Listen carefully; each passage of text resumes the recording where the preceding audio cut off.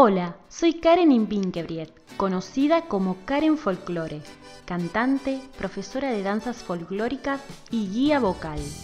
Te doy la bienvenida a este espacio de formación cultural que he creado para que juntos exploremos y aprendamos acerca de lo maravilloso de nuestro folclore argentino, su origen, su historia, sus regiones, su gente, sus danzas, su canto y las expresiones que más nos identifican como país. ¿Estás listo? ¿Estás lista? Iniciemos el viaje. Como mencionamos en el video anterior acerca del pueblo folk, hoy nos enfocaremos en el lore, en la sabiduría de esos pueblos, en esas manifestaciones, costumbres denominadas hechos folclóricos. Soy Karen Impinkebriet y si el video anterior te gustó, quédate porque este te va a encantar. Comencemos. ¿Recuerdan que hablamos de la Sociedad del Folclore fundada en Inglaterra en 1878? Bueno, sus miembros decidieron acordar el objetivo de conservar y publicar tradiciones, baladas y costumbres, pero en primer lugar se plantearon por definir el hecho folclórico. Los hechos folclóricos son manifestaciones culturales que satisfacen necesidades materiales, inmateriales o espirituales del pueblo folk. Este pueblo folk es el productor y portador de dichos hechos. Para que un hecho sea folclórico, debe cumplir estas características.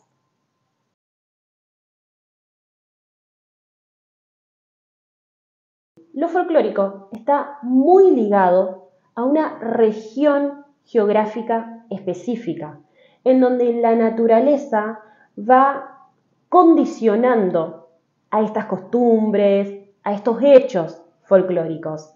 Y además condiciona también el modo de vida de estos hombres que conservan dichas manifestaciones, como por ejemplo su vestimenta, su forma de vida, su lenguaje, su relación con esta naturaleza es crucial, juega un papel crucial en la configuración de estas manifestaciones culturales que posee cada comunidad.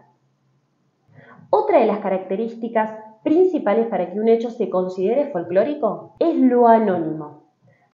Porque un bien creado por una persona, con la socialización, con el proceso de folclorización, se puede convertir en un hecho colectivo. ¿Qué quiere decir esto?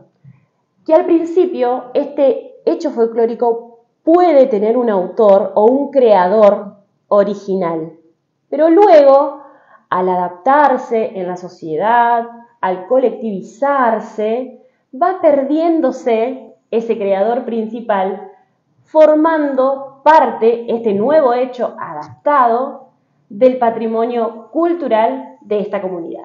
Por eso se dice que también es anónimo, porque si bien tuvo un principal creador, con la socialización se convierte en colectivo y como parte importante de la comunidad.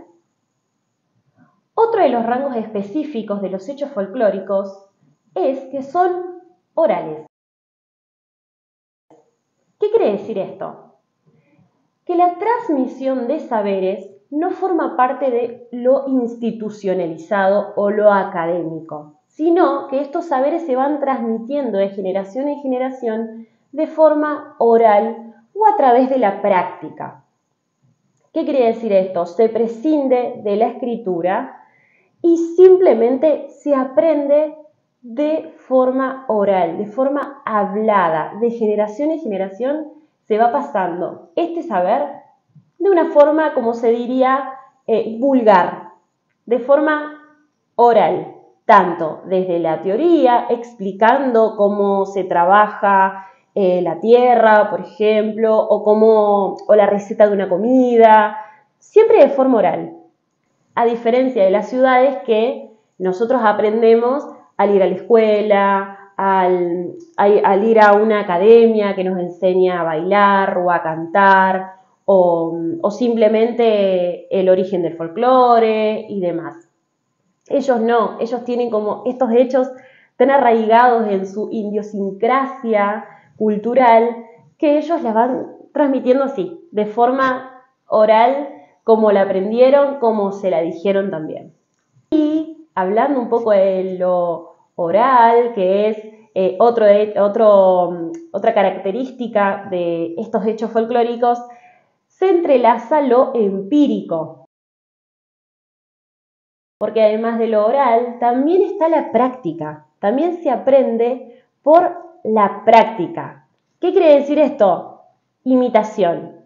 Alguien hace un trabajo, lo enseña al otro o realiza, por ejemplo, una danza, el otro la imita y la aprende desde la práctica, desde lo empírico, desde la experiencia. Es muy importante destacar acá que lo institucionalizado casi no está, casi no se ve, sino que se va transmitiendo así, de forma espontánea, de forma oral, desde la experiencia, desde la práctica, desde lo que se fue transmitiendo de generación en generación. Y aquí también aparece lo espontáneo, otra gran característica de estos hechos folclóricos.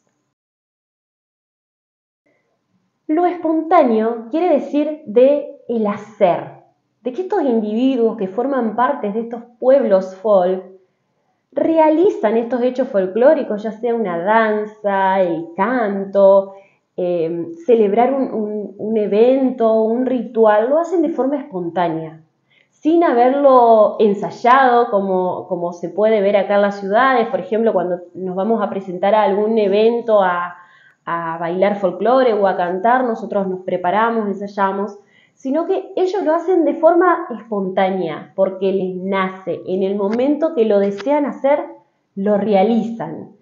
Esto es una característica importantísima también para que se cumpla el hecho folclórico, que sea espontáneo, que nazca desde las entrañas y se exprese.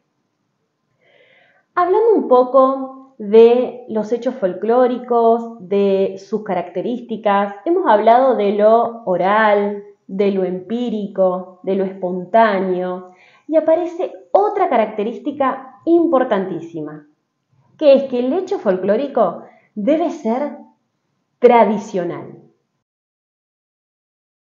¿Qué quiere decir que un hecho es tradicional? Quiere decir que cuando se va transmitiendo de generación en generación, como se dijo, de forma oral, de forma empírica, de forma espontánea, el hecho se va pasando de generación en generación, de abuelos a padres, de padres a hijos, y se va adaptando y va tomando parte del patrimonio cultural de esos pueblos. Tiene que pasar un cierto tiempo para que se considere tradicional un hecho folclórico. Lo que es muy importante acá, que esta tradición se tiene que reconocer colectivamente y mantenerse viva a través de estas generaciones. Y obviamente va a ir cambiando, se va a ir actualizando, como la sociedad misma, pero siempre esa tradición va a estar. Como por ejemplo, tomar un mate. También, para que un hecho se considere folclórico, debe ser vigente. Debe estar en vigencia en esos pueblos folclóricos. Una vez que estos hechos folclóricos pasan a ser patrimonio cultural o folclore histórico, como se les llama, forman parte del estudio de otras ciencias, como por ejemplo la arqueología. Pero se dice que ya pasan a ser un folclore histórico porque van perdiendo vigencia. También, para que un hecho sea folclórico, debe ser funcional a estos hombres folk. A lo largo de su vida, en su vida cotidiana, a los hombres folk le van llegando nuevas costumbres, que ellos no toman todo, son muy exquisitos en ir eligiendo o seleccionando esas costumbres, esas tradiciones, esos hechos que realmente satisfacen una necesidad verdadera, ya sea para él o para su comunidad. Y si un hecho folclórico es funcional para la comunidad, pasa a ser funcional para todo el pueblo. Por ende, ellos van seleccionando, como les digo, no todo lo que aparece, sino lo que les es funcional. Por ejemplo, sus vestimentas, comidas, nuevas formas de cocinar, pero siempre tienen que tener un porqué y un para qué. Tienen que ser funcionales. Este hecho folclórico también debe ser popular. Debe tener un arraigo profundo en la comunidad, pero no se debe confundir con estas manifestaciones popularizadas fugaces, que aparecen un tiempo, arraigan y después desaparecen, sino que deben permanecer en el tiempo, en generación, como ser tradicionales obviamente, y populares, deben ser reconocidas por todo este pueblo.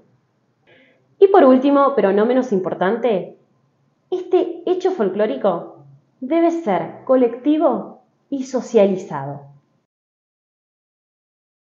¿Qué significa esto? Que si nosotros vemos bailar folclore, una chacarera, un gato, un escondido, cantar folclore, una samba, no mostrarnos extraños o ajenos a eso, sino sentirlo propio, sentirlo como parte de nuestra identidad nacional, como parte de nuestro acervo cultural.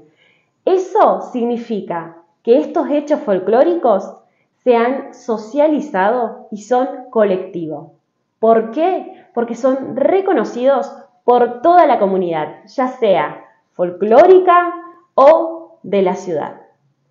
Y también lo que nos da es identidad como país, por ejemplo, como nuestro país argentino.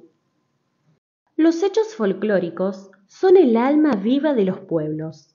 A través de ellos, una comunidad preserva su identidad, adapta su cultura y sigue transmitiendo su esencia a futuras generaciones. Y hasta acá el video de hoy. Muchísimas gracias por acompañarnos nuevamente a este viaje por el mundo del folclore. No te olvides de suscribirte si te gustó este video y dejar en comentarios qué otros temas te interesarían que hablemos acá en este canal. Te mando un beso enorme y nos vemos dentro de 15 días. ¡Chao, chao! Llegaste al final y te lo agradezco muchísimo. Se ve que ha sido de tu interés nuestro contenido. Si es así, suscríbete a este canal, comentá, compartí y si querés recibir más información de nuestro espacio de formación cultural, visita nuestras redes sociales. A mí me ayudará muchísimo para continuar creciendo y a vos para continuar aprendiendo y disfrutando de nuestra riqueza cultural. Gracias.